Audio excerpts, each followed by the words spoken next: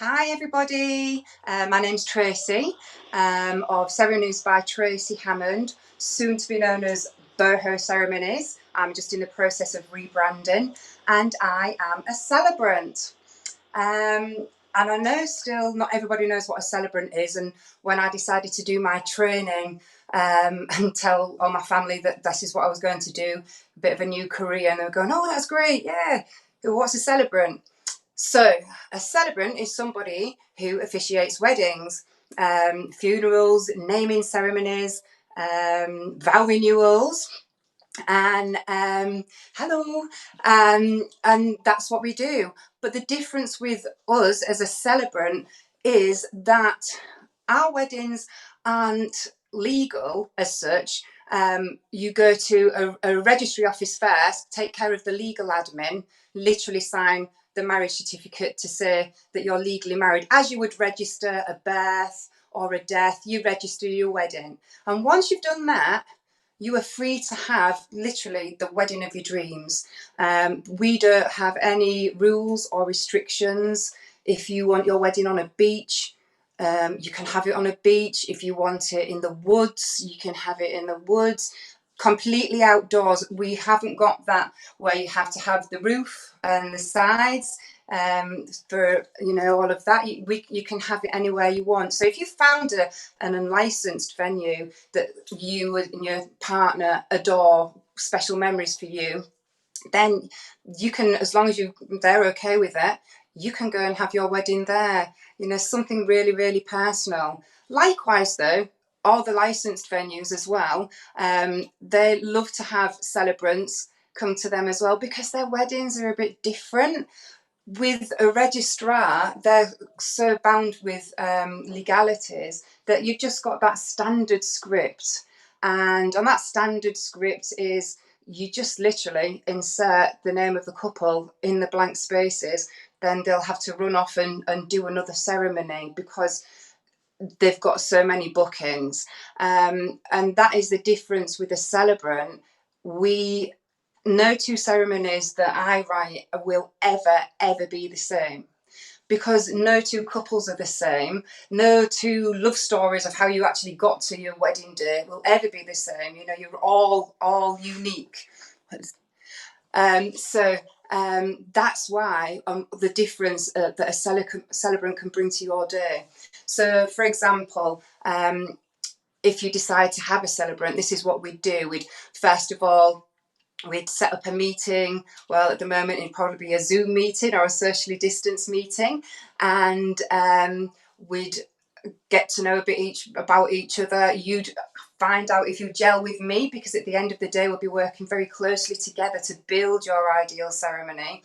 So you need to know if, we hit it off, we've got the right vibe. And then once you decide to go ahead with a booking, you get a couples quiz, which is always fun to fill out, so I can find out how the proposal was, how you met, all your backstories, lots of different takes on your whole relationship. And from that, I can start crafting your personal script. And we liaise backwards and forwards until you are absolutely head over heels in love with your ceremony. Because it just gives you the power for your day, because you've probably spent researching your venue, what dress you want, your sweet trolley, your best photographer, your music, everything puts so much time and energy into that.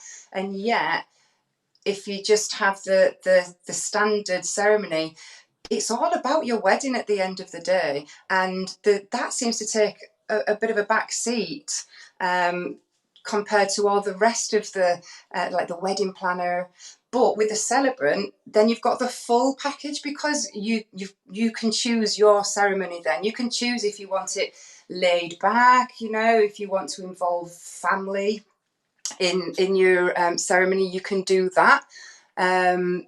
Can you renew wedding vows, Leslie? Yes, absolutely. Wedding vow renewal is not a legal ceremony anyway. So, yeah, absolutely. And again, you can have those wherever you want. You know, if you've got a special pub that you always used to go to, or you met on your first date there, you can have it anywhere. You can do them in your garden, which is, you know, especially lovely under our situation at the moment, being able to be outdoors in these intimate settings for vow renewals and weddings, baby namings, everything. So literally the only limit to a celebrant ceremony of any kind is your imagination. You can have them anywhere, honestly. If you've all seen Don't Tell the Bride, it's a bit like that. You know, when they have all these, you don't have to have these quirky weddings by any means, but when they have them on a mountain or whatever, and you see somebody officiating the ceremony, that is 100% a celebrant, because unfortunately for the registrar, they're not legal to be able to do that on a beach or, you know, up a mountain or any of these other places, or football stadium. You know, they're not licensed. So it's like Don't Tell the Bride, and you'll always see at the end of the programme say this wedding was registered separately. It's just taking care of the legal admin, and for that, sorry, I have to keep. I was on the laptop and it didn't work, so I'm on a phone now, and I do have to have time restraints, such as no. Again, it's all dependent on your personal celebrant. They will try and accommodate you. Whatever you want, basically, as long as they're not booked up. And that's the problem at the moment, because unfortunately of what's happened this year, I know myself, all my weddings have been postponed. Well, we're still holding out for one that was moved from March to November. Fingers crossed for that. But all the rest have been moved to next year. So we're all in the same boat as celebrants, trying to accommodate those from this year for next year, as everybody in the wedding business is. You know, next year is just going to be so full on. We're like running around like, whoo. But it's all good.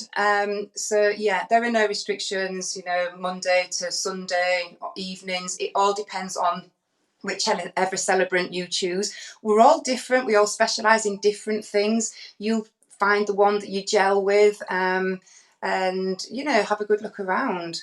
So what was I saying before that? I tell you what we'll talk about. Things that can make your ceremony a little bit different. So you can include, say this is your second marriage and you've already got children from a previous partnership, and you want to make it inclusive for them on the day, really invite them into it. You can do. So here, I don't know if you can see. Let me try and lift this up. So you can have like symbolic rituals or mini ceremonies within your ceremony. Just the two of you, or as like I say, you can invite other people to join you in this. This one, if you can see it, I don't know, is a sand ceremony. And this has its roots in Hawaii, where they used to get married on the beach. Yeah, exactly. It's just like Don't Tell the Bride, exactly. And they used to get married on the beach, and they'd both pick up some hands full of sand and blend it together. And the same with this. Mine is, I don't know if you can see the colours here, it's very muted. It's from the last wedding fair I did.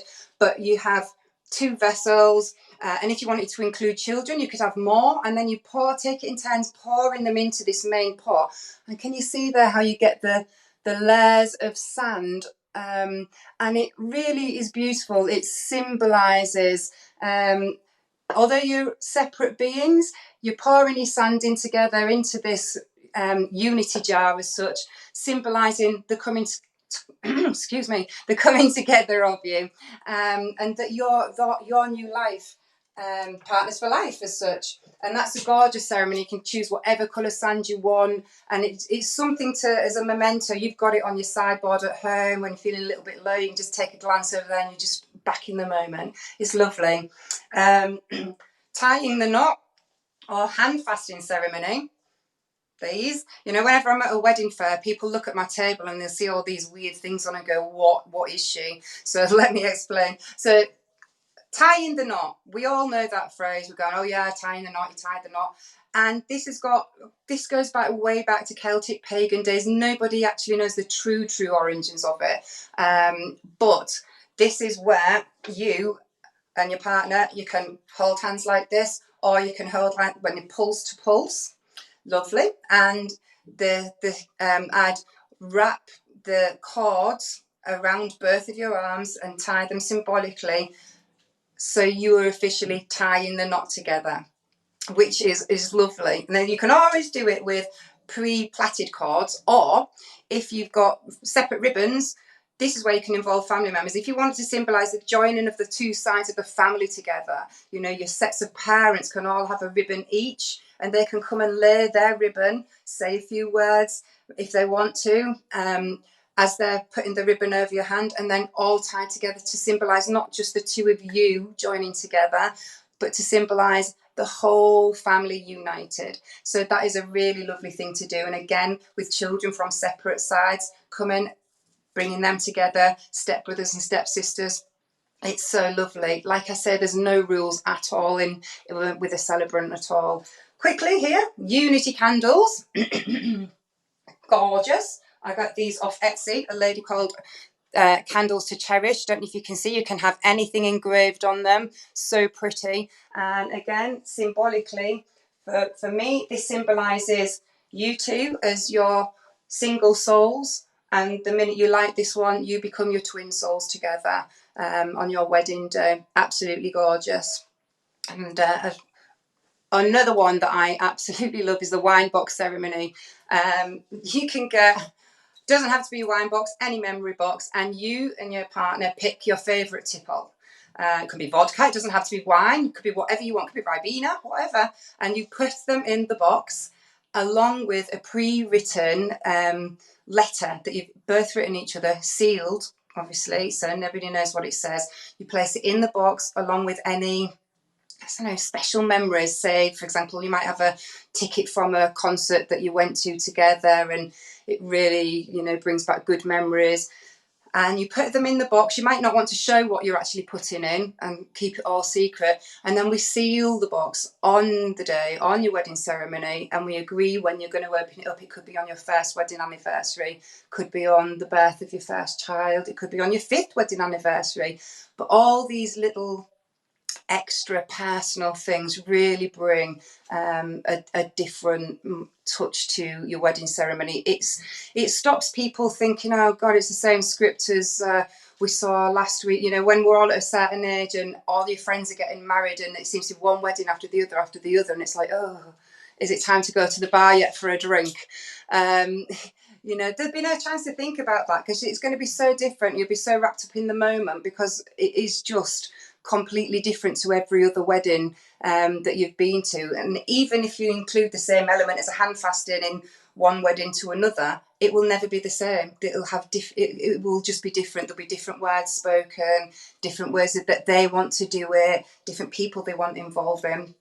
So yeah, it's great. It really gives you the freedom, you know, to really search your soul, what you want, and not compromise.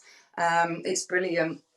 And also, as I was saying, I do vow renewals, naming days, gorgeous. Not everybody wants to have their children christened anymore. It's completely personal. So, but we still want to celebrate the birth of your child. We still want to celebrate that name that you've given them. And so you can do it with a naming day. Gorgeous. You can still, if you were, oh, I want godparents. Yeah, no, not a problem. You can still call with an independent celebrant. You can still have any item of anything religious in it that you want. You don't have to have non-religious. With a humanist, that's the difference. A humanist is completely non-religious, but with an independent celebrant, whatever you want, we can do. So you can have godparents, or you can have guide parents, or fairy godparents, whatever you want to call them, and they can still come and say, make their promises to your child and that they're going to be there for them, make it really personal. Grandparents can get involved and say a few words, which doesn't normally happen in a christening. You can do a time capsule for your child where everybody brings in little items of, like, it could be the newspaper from the day they were born, or anything, just rack your brains, and all go in this time capsule that can be sealed for when the child is a lot older, 18 maybe, who knows, and look back on all the things that we thought were so great right now, which probably in a few years' time are not so. You can do wishes, like leaves. You could have like cardboard leaves, and everybody can write their wishes on the leaves, and then if you're outdoors you can hang them on the tree, very bohemian. Or you can put them in a wish jar. We just made one of those for my niece. She's a little lockdown baby born in June, so we just created a wish jar for her, where everybody can write their wishes and blessings and guidance, words of wisdom, whatever you want to call, on these pieces of paper, and keep them safe for them. What else can we do for a name? Oh, a thumbprint tree, another lovely thing. So you've got your tree on a piece of paper, and you just literally ink and your thumbprint, and then you write your name. So baby's always got a memory of who was there to celebrate their naming day. So yeah, there's just so many different things that we do, as well as funerals. I myself don't officiate funerals at the moment. Do I travel? I love travel. Yes, I will travel anywhere. Vegas, yeah, you want a wedding there? Yeah, I'll do that. No, honestly, yeah, I'm happy to travel. I do wedding fairs. Well, I did until obviously this. Wedding fair in Whitby, and got a booking for there next year. That's going to be in a field. Can't wait. In a field with teepees, with a dog walking the gorgeous bride down the aisle with her dog. It was going to be bunny rabbits, but her rabbits, but she's decided it's a dog now. So yeah, I will travel, absolutely. Not a problem at all. Like I say, I've also got ties with the Algarve and Portugal. If anybody wants a destination wedding, happy to go out there for you. More than happy. But no, yeah, I am a bit of an adventurer at heart, and I do like to, don't like to be stuck in one place. So that's the great thing about this whole celebrant career. You know, you're all over the place. You're meeting new people all the time. I'm absolutely passionate about bringing people together and meeting new people, because my background is I was a professional dancer. I travelled all around the world as a professional dancer, and then I've been teaching dance for children from the ages like 5 to 18. But along with that, I also teach Keep Fit and Zumba classes for the predominantly over 50s, of which I am one, right up till my oldest pupil is 97. So I literally work with every age group. I love work. It's so diverse, and that's what I love about being a celebrant. You know, you could be doing a naming ceremony one day, and a vow renewal of somebody that's been married for 60 years the next. You know, it's fantastic, the whole diversity of it. And because I've used to my performing in the background, I'm used to thinking on my feet. Like, for example, when I've been on stage and a costume's broken, you just got to get on with it. And it's the same thing at a wedding ceremony, that, you know, things can happen. Kids can just suddenly rock up in the middle of it, and it's fine. It doesn't matter. It's not a problem, because, like I've always said, we're not bound by those rules and regulations. If a child wants to come up and hug my leg in the middle of a ceremony, fine, so be it. You know, we'll incorporate it. We go with the flow. We like think on our feet, and yeah, that's basically what we do. And another thing, like I started saying about the funerals, that I myself, although I'm trained to do funerals, I don't do them at the moment, but celebrations of life, memorial services, that's what I love, is to celebrate the person that still lives on so closely with us, that shaped us. So, for example, at this moment, when there's been an awful lot of funerals that haven't been able to be well attended because of the whole COVID situation, hate to mention that, then you can have a memorial service, a celebration service wherever you want to. If they like to have a barbecue, do it round a barbecue. You know, if they like to be in to the country park for a walk, do a little thing there. You can do it as you scatter ashes. You know, it's endless. Honestly, it's, if you think about a celebrant, you've got this quirkiest idea, they'll go, it's fine. Honestly, as long as it's in a legal place and we can get permission to do things, we will do our absolute utmost best to accommodate whatever you are wanting. You know, because I think that's why we all became celebrants. We all realised that we like to think outside the box. We're all free spirits, I guess, and we all like to do things a little bit differently. And I always say anybody that gets in touch with me must be a bit like me, because they're not wanting to be the same as everybody else with the kind of like script that's the same as everybody else. So yeah, I think that's why we're all drawn to this. And very excitingly at the moment, we are hopefully they're trying to lobby that celebrant weddings will be legalised as well, so then you don't have to do the separate register office. But at the moment that doesn't stand, but it really isn't a problem. You don't have to go to the registry office in your wedding gown. You know, you can just book the basic package where you literally go in, 2 witnesses. You don't have to do ring exchange,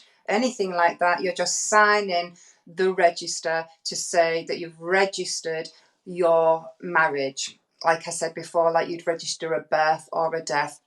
Simple as that. You can go in your jeans. If you want to go in your wedding dress, go in your wedding dress.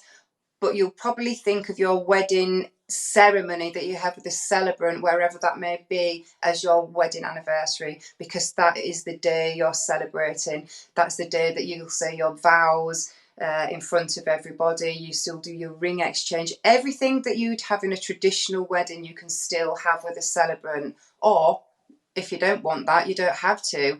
You know, you can write your own vows.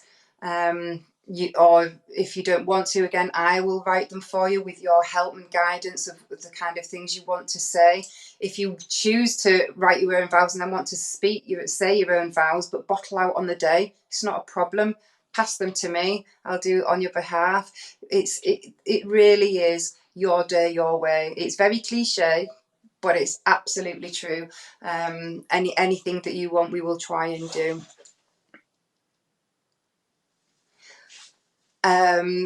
So yeah, I don't know if there's anybody that's got any questions about anything at the moment. It's all a bit up in the air with weddings, isn't it? Very small weddings, outdoors, no receptions as yet. We all hold our breath for the next announcement. Things are changing all the time. Let's see. Let's hope for. I just feel so sorry for every couple that's had to postpone this year. You know, you've had years building up to this moment and it's just not happened. And next year, obviously, the registrars are going to be so busy, and they can't always accommodate everybody. And again, that's why I'm getting lots of inquiries of people that have got a new potential date, but then they can't get the registrar because they've already got 5 or 6 weddings on that day. So they will come to me, and then after we've had a chat and they realise what a celebrant does, because not everybody knows that, and still some venues will say you need to book a registrar. They don't offer the option of a celebrant. So everybody just goes down the registrar route. And then when they found out of what a celebrant does, they're like, this is fate, you know, I feel happier now because I'm going to get the wedding that I always wanted. I didn't know you could do that. I thought Don't Tell the Bride was literally just for the telly. Well, it's not, you know, anybody can be a Don't Tell the Bride. Anybody, you know, if you want to do a Star Wars theme on, well, I don't know, wherever you want to do it. Yeah, it is not a problem at all. So you just govern what you want. You can do Harry Potter. We could do like a love potion where you make a love potion for each other on the day, mix it together and you have a little drink. Anything, honestly, the world is your oyster with this. What haven't I told you about?